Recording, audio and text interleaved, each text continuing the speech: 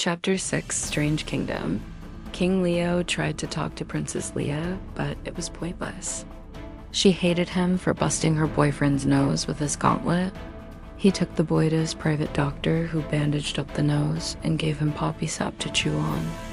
He also patched up Albert, who got a crossbow bolt in his rear. He had a loyal knight, Sir Walter, watch her like a hawk. She spent a few days sleeping or just lying in bed, looking at the Mutane Range and the orchards below the tower. Sir Walter followed her down to the dining hall, where she sat by herself on the huge table and ate by herself. She had not eaten in 2 days. Sir Walter stood by the doorway, half dozing. Sir Walter closed his eyes for a minute, and when he opened his eyes, she was gone. He searched the dining hall and the kitchen and could not find the princess. In a crouch, she jogged down the secret passageway.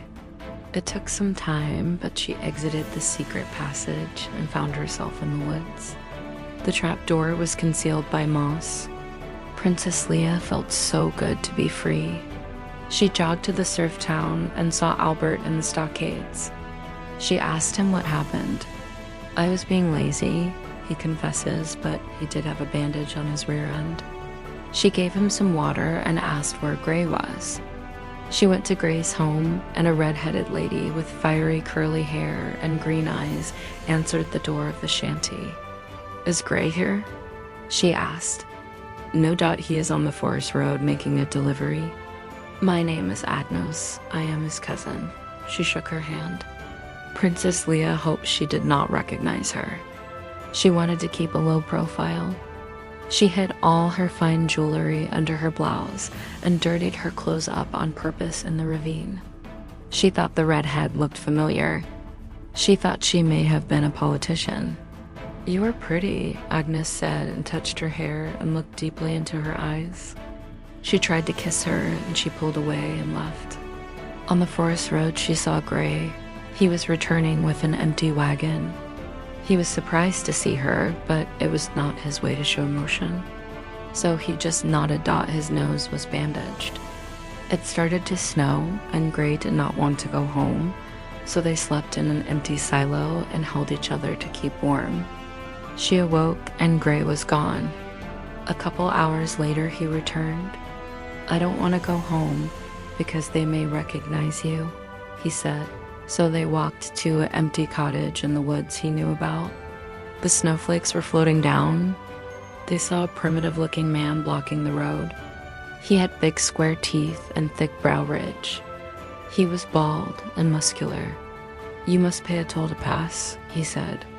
2 others came out of the woods. One was a female. She wore fox furs, and they all were barefoot. "You're kidding, right?" Gray said, and approached the big primitive. The bald man grabbed Gray's arm and pushed him over. There already was a bandage on his nose. He ran off, leaving her alone. "Come with us," he said, and they followed him to a camp surrounded by palisades. A pair of guards let them enter through the opening. Leah was frightened at first, but soon realized they meant no harm. They drank ale and cooked skewers over the fire. They all seemed well-fed and were intoxicated. The chief Bete came out to greet her. He wore bearskins. They were all barefoot, but it did not seem to bother them. She had too much to drink and slipped up by saying she hated her father, the king. They did not believe her until she pulled out her royal pendant.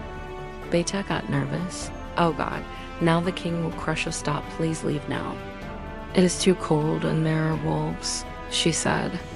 They decided to escort her home first thing in the morning. Leah liked the way the squareheads acted. They didn't take anything seriously and focused on the important things, like family and having fun. Even in the daytime they drank, and the women visited the tents of the men often. There were many newborn babies. "Your father, the king, is probably already searching for you, so let's get you on the road," Beta said. The lady squarehead Anna escorted her back to town. She carried a bow and arrow in case of wolves. The wolves were getting aggressive because all the game was dwindling from the hunters. Back in town, she checked into the inn and paid the innkeeper in gold. Someone must have told Leo because he showed up irate. "Come back to the castle now, young lady," Leo ordered, and she refused. She no longer wanted to be his daughter or be a royal family member. Leo gave up, assuming she would come back soon enough after going without the comforts of the castle. It was a well-to-do inn on the terraces full of aristocracies. A cobbler named Stokes befriended her, and they grew a connection.